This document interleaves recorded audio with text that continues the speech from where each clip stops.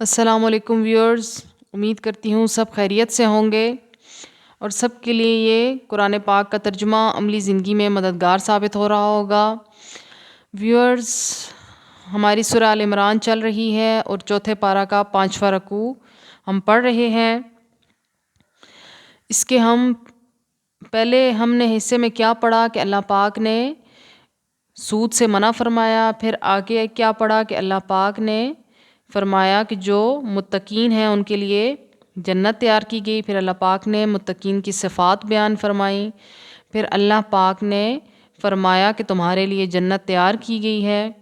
پھر اللہ پاک نے کتنی خوبصورتی سے فرمایا کہ دنیا میں سیر کرو، گھومو پھرو اور دیکھو کہ جو لوگ جھٹلاتے رہے ان کا کیا انجام ہوا ہے۔ پھر اللہ پاک نے اتنی خوبصورتی سے فرمایا کہ غم نہ کرو، سر بلند آخر تم ہی ہوگے۔ اس سے یہ معلوم ہوتا ہے کہ ایمان کی قوت دنیا کی ساری مادی قوتوں سے زیادہ توانا ہے، یعنی جو ایمان رکھتا ہے اللہ پاک نے خود اس کو فرما دیا کہ تم غم نہ کرو، تم ہی سر بلند ہوگے ہر جگہ۔ جس قوم کے افراد کے دلوں میں ایمان اور یقین کی شمع روشن ہوتی ہے، دنیا کی کوئی طاقت ان کو شکست نہیں دے سکتی۔ مادی وسائل بھی اسی وقت کارگر ثابت ہوتے ہیں جب ان کو استعمال کرنے والا اپنے مقصد حیات پر زیادہ فوقیت دے تو جو فوقیت جس کے لیے اہمیت نہیں ہے اس کے لیے یہ دنیاوی چیزیں بھی اتنی اہمیت نہیں رکھتی ہیں۔ حضرت بلال نے دہکتے انگاروں پر لیٹ کر، خباب رضی اللہ تعالی عنہ نے پھانسی کے تختے پر مسکرا کر، سمیہ نے نیزے سے اپنا جسم گھائل کرا کر اور یاسر نے 2 اونٹوں سے اپنا بدن چروا کر جو عظیم فتح حاصل کی، وہ فقط ان کے نور ایمان اور ان کی قوت یقین کا فیضان تھا۔ جب تک امت مسلمہ ایمان و ایقان سے بہرہ رہی، ہر میدان میں کامیابی بڑھ کر اس کے قدم چومتی رہی۔ ہر معرکہ نے ارشاد باری تعالیٰ پر مور ثبت کی، یعنی وَأَنْتُمْ أَعْلَوْنَ إِن كُنتُم مُؤْمِنِينَ کہ تم ہر جگہ سربلند ہی رہو گے۔ یہ اللہ پاک نے جو ارشاد فرمایا ہے کہ بدر، خندق، حنین کے غزوات جو بھی آپ دیکھیں ہمیشہ مسلمانوں کو ہی سربلندی ہوئی، فتح یابی ہوئی، اور یہ سب اللہ کی مدد سے اور ان کے کامل ایمان سے ہی ہو سکا ہے۔ آج آگے دیکھتے ہیں کہ آگے اللہ پاک نے کیا ارشاد فرمایا ہے۔ اعوذ باللہ من الشیطان الرجیم، بسم اللہ الرحمن الرحیم۔ اگر یمسسکم لگی ہے تمہیں قرحن چوٹ، فقط مسا لگ چکی ہے، القوم قوم کو،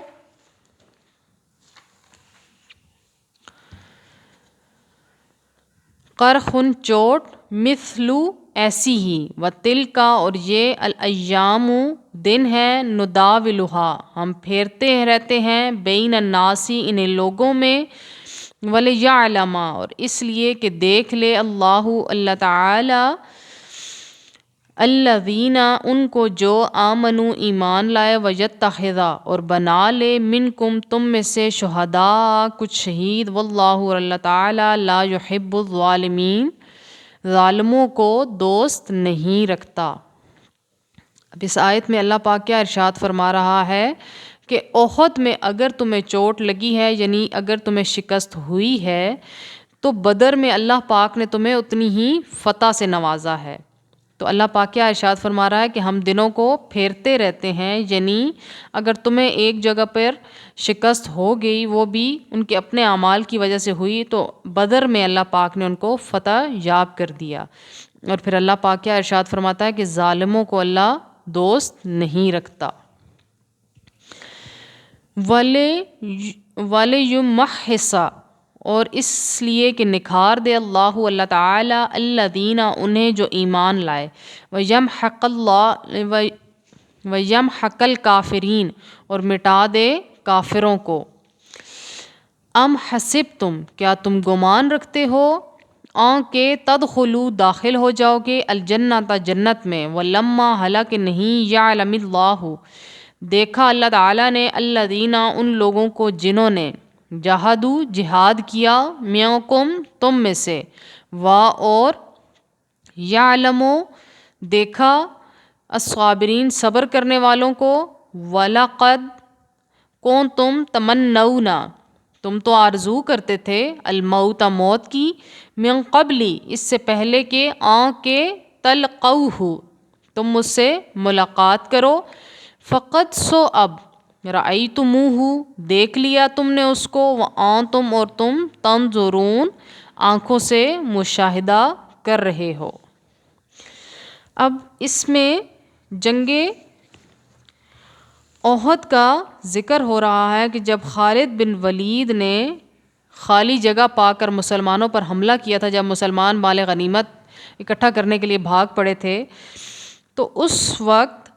ابن کمیہ نے پتھر مار کر حضور صلی اللہ علیہ وسلم کو شدید زخمی کر دیا، تو فوراً یہ افواہ پھیل گئی کہ نبی علیہ الصلوۃ والسلام شہید ہو گئے ہیں، اور اس سے مسلمانوں کے اوثان خطا ہو گئے۔ کچھ کمزور دل مسلمانوں نے یہ کہنا شروع کر دیا کہ کاش عبداللہ بن ابی ہمارے لیے ابو سفیان سے امان طلب کر لے، یعنی جو ان کے کمانڈر ہیں، جو جنگ کو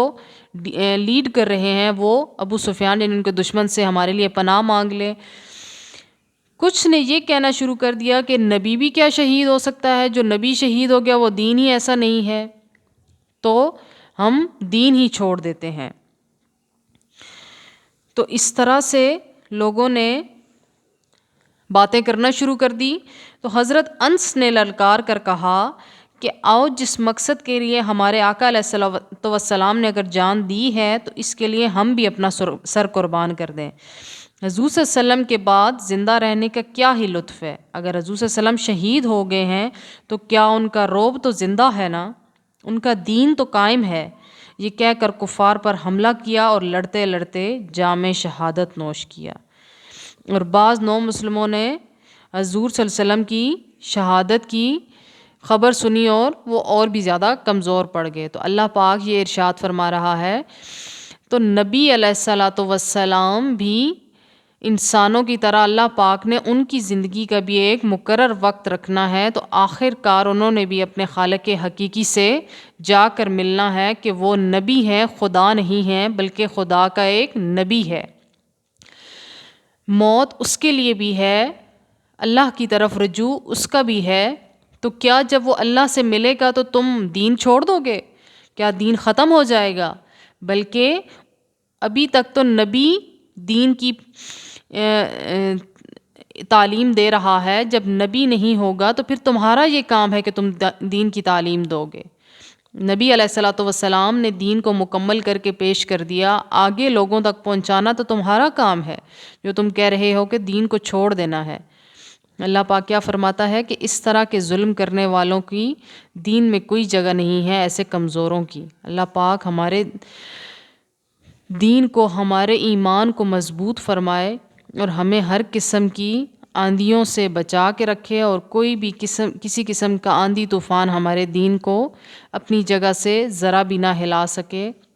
اللہ پاک اپنی خاص رحمت سے ہماری مدد فرمائے اور ہم پہ اپنا خاص کرم نازل فرمائے، اپنے پیارے حبیب علیہ الصلوۃ والسلام کے صدقے، ان کے اصحاب کے صدقے، ان کی ان مشکلات کے صدقے جو انہوں نے اتنی برداشت کر کے بھی اپنا دین نہیں چھوڑا، ہم پہ بھی کرم فرمائے اور ہمارے دین کو بھی مضبوط فرمائے۔ آج کا ہمارا رکوع 5واں الحمدللہ مکمل ہو گیا۔ نیکسٹ ویڈیو تک کے لیے اللہ حافظ، وآخر دعوانا ان الحمدللہ رب العالمین۔